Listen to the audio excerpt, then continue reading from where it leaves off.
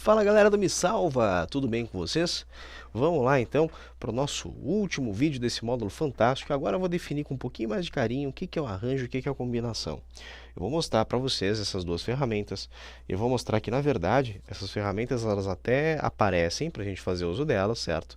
Mas a grande realidade é que se você domina o princípio fundamental da contagem, a gente não precisa decorar essas propriedades, essas duas ferramentas de arranjo e combinação, tá?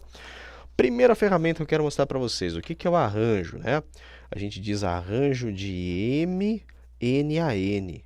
O que é isso daqui, pessoal? Numericamente, tá? O jeito feio de falar, fica tranquilo que vai melhorar. Isso aqui é o M fatorial dividido por a diferença de M e N fatorial. Quando a gente olha para isso aqui num livro de matemática, a gente já começa a ter dor de barriga, né? O que acontece é o seguinte, o arranjo, galera, é mais ou menos a seguinte situação, ele é um fatorial pela metade, ele é um fatorial incompleto, tá? Dentro dos exemplos que a gente trabalhou, seria, seja dentro dos exemplos dos vídeos anteriores, do cavalo, de competições, né? Ele acaba pegando N elementos entre M, onde a ordem em que esses elementos se apresentam no contexto, ela importa, ela é relevante, tá? Mas antes de discutir direto isso aqui, deixa eu te dar uns exemplos numéricos, tá? Para você não se quebrar nisso daqui. O que seria, por exemplo, o arranjo de 7, 3 a 3, galera? Seria assim, ó, é o 7 fatorial, mas olha que incrível. Vai ficar 7 vezes 6 vezes 5 e para. Por que que para? Ele é o 7 fatorial, só que ele vai regredir só 3 casas. Então esse 3 diz para você quantas casas ele vai regredir. O primeiro número diz fatorial de quem? E o segundo número acaba te dizendo em quantas casas isso regride. Se a gente pensar dessa forma, fica bem prático. Olha só, o que seria o arranjo de 10, 2 a 2? Seria 10 vezes 9 vezes... Se fosse 10 fatorial, ia ser 10 vezes 9 vezes 8 vezes 7. Mas não, a gente vai fazer 10 vezes 9 e para. A gente vai regredir só 2 casas. Esse 10 vezes 9 aqui é rapidinho para calcular, é 90 e está feito o nosso arranjo 10, 2 a 2. Você não precisa dessa fórmula aqui para trabalhar com isso, certo? Vou te dar mais um exemplo, tá? O que seria o arranjo de 5, 3 a 3? Caramba! Então é 5 vezes 4 vezes 3 vezes... Para. Se fosse 5 fatorial é até o 1, né? Só que aqui não, queridos. Ele vai regredir apenas 3 casas. 5 vezes 4 é 20, vezes 3 é 60, certo? Nós vimos um monte desses arranjos sem falar nele, tá? Deixa eu mostrar para vocês. Olha, nossos primeiros vídeos aqui, pessoal, desse módulo, a gente mostrou duas questões, né? Sobre o tabuleiro do xadrez. E a gente acabou trabalhando aqui, galera, com um bispo e com um cavalo. Lembram dele? O que a gente tem de interessante? A gente não usou nada de arranjo para poder resolver essa questão. Mas aqui eu tenho um arranjo utilizado de forma discreta. Ó. Isso aqui seria um arranjo de 64, 2 a 2. Por quê?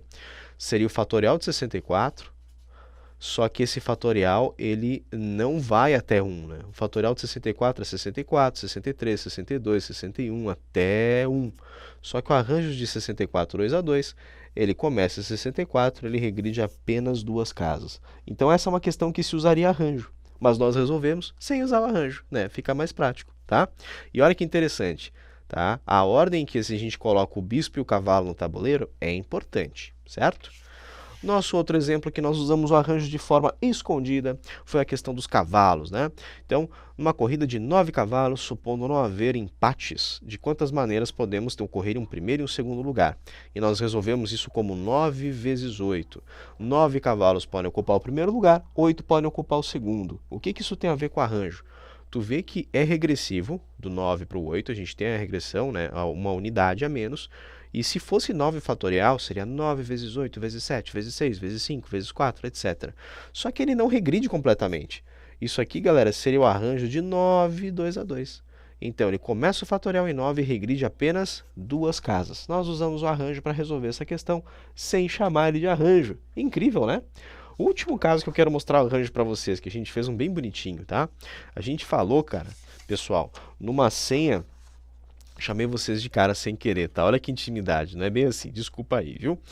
Uma senha com 4 dígitos distintos, onde a gente tem uma resolução já montada aqui. E na nossa resolução nós tínhamos 7 vezes 6 vezes 5 vezes 4. Como é que a gente traduz isso aqui em arranjo? Se fosse o 7 fatorial completo, né, 7, 6, 5, 4, ele continuaria 3, 2 e 1. Aqui, então, nós teremos o arranjo de 7. E quantas casas ele regrediu? 1, 2, 3, 4. Arranjo de 7, 4 a 4. Então, o arranjo, pessoal, é legal você conhecer ele não para resolver problemas ou porque tem problemas que se encaixem com isso. É para você conhecer que existe uma outra forma de falar para escrever essa linguagem de números que nós estamos utilizando aqui e que tudo gira em torno do princípio fundamental da contagem. Tá? É isso que é muito importante, beleza? A nossa próxima ferramenta que eu quero mostrar para vocês, tá? Que nós já usamos, mas não tínhamos colocado um nome nela, né?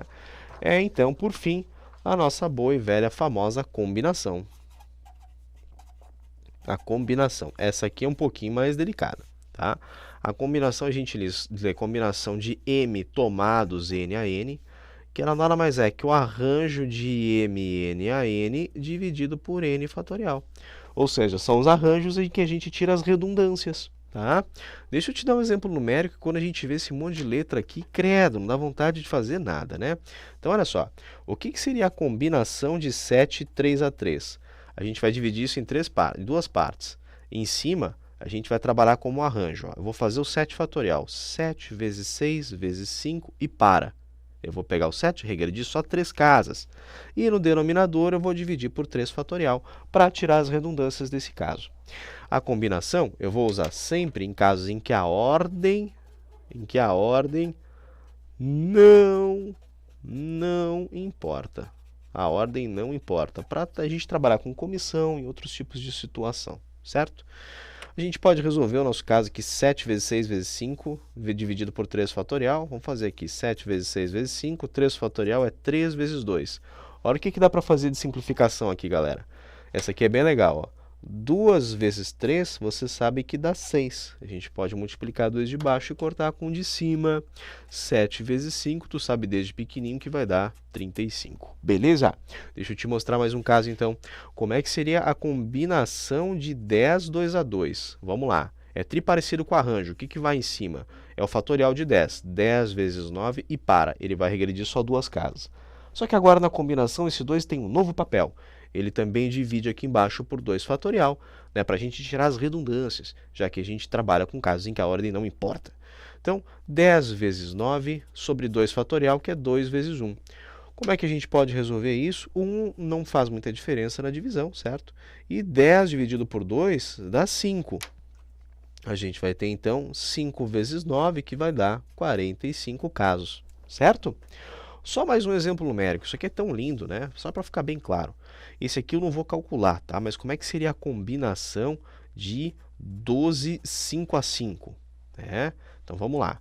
Então, 12, 5 a 5 seria 12 vezes 11 vezes 10 vezes 9 vezes 8. E para, ó, eu tenho 1, 2, 3, 4, 5 casinhas sendo regredidas, tá? Então, é um fatorial incompleto. Dividido por 5 fatorial. O que é o 5 fatorial? Né? Colocando aqui embaixo, a gente vai ter 12 vezes 11 vezes 10 vezes 9 vezes 8, dividido por 5 vezes 4 vezes 3 vezes 2. Isso aqui vai dar um trabalhão. A gente, então, na verdade, consegue mostrar, né, como que funciona a combinação. E o que acontece? Muitos vestibulares, se você tiver que passar por essa situação aqui, como isso vai dar muito trabalho, as alternativas, galera, aparecem desse jeito aqui, para você não precisar fazer a conta. Tá? Então, você interpreta o contexto, você vê que a ordem não importa, com indicação de como seria a conta, basta mostrar a combinação de 12, 5 a 5, sem precisar fazer toda a calculeira, certo? Buenas, onde é que a gente pode mostrar aqui para vocês vários exercícios, né, que nós trabalhamos na aula passada para poder retirar essas redundâncias, tá? Bom, vamos lá. Entre as redundâncias que nós trabalhamos, a gente fez o seguinte, ó. Imagina que você tem 5 pessoas, e dessas 5 pessoas, você vai chamar 3 para trabalhar. E se você quer chamar 3 para trabalhar, a ordem que você vai chamar essas 3 para compor a tua equipe não importa. Como é que se usa a combinação nesse caso? Das 5 pessoas que eu tenho, eu vou chamar 3 para trabalhar. E aí eu faço o quê? Então, é 5 vezes 4 vezes 3 para, dividido por 3 fatorial. O 3 fatorial vai tirar as redundâncias, porque se eu chamar o João, a Maria e o José, é um time, Maria, José e João é o mesmo time. Então, nós temos 5 vezes 4 vezes 3, dividido por 3 vezes 2. E aqui dá para fazer 1000 cortes, né? O 3 corta com 3 e 4 dividido por 2 dá 2. 5 vezes 2 são 10 times diferentes que a gente pode formar. Beleza? No caso dos nossos casos geométricos, né, que nós tínhamos aqui uma circunferência, isso aqui não é uma circunferência, tá, galera? Isso é uma elipse, ficou bem torta, né? Eu tenho ponto A, B, C, D e E. Então, nós temos 1, 2, 3, 4, 5, F, 6 pontos. Quantos triângulos eu posso formar dentro desses 6 pontos, tá? Pessoal, eu tenho 6 pontos. Dos 6 pontos, quantos eu preciso pegar para formar um triângulo? 3. Como a ordem não importa, por que a ordem não importa? Se eu pegar o triângulo ABC, vai ser a mesma coisa que o triângulo BCA, que é a mesma que o triângulo CBA, certo? A ordem não importa porque são 3 pontos que eu vou pegar, mas é a mesma ideia do time de trabalho. É por isso que eu vou usar a combinação. Nossa, vai ficar então a combinação de 6, dos 6 pontos, eu vou pegar 3, certo? E vamos calcular a combinação de 6, 3 a 3 para fechar nossa aulinha aqui especial. Então, 6 vezes 5 vezes 4 para o 6 regredindo 3 casas, dividido por 3 fatorial. Fica 6 vezes 5 vezes 4, dividido por 3 vezes 2. 2 vezes 3 é 6. E 5 vezes 4 vai dar 20. Está resolvido de forma mais prática a nossa questãozinha de análise combinatória. Beleza? Eu vou pedir para vocês, então, queridos, fazerem os exercícios de compreensão. Espero que vocês tenham gostado da aula e um grande abraço para vocês.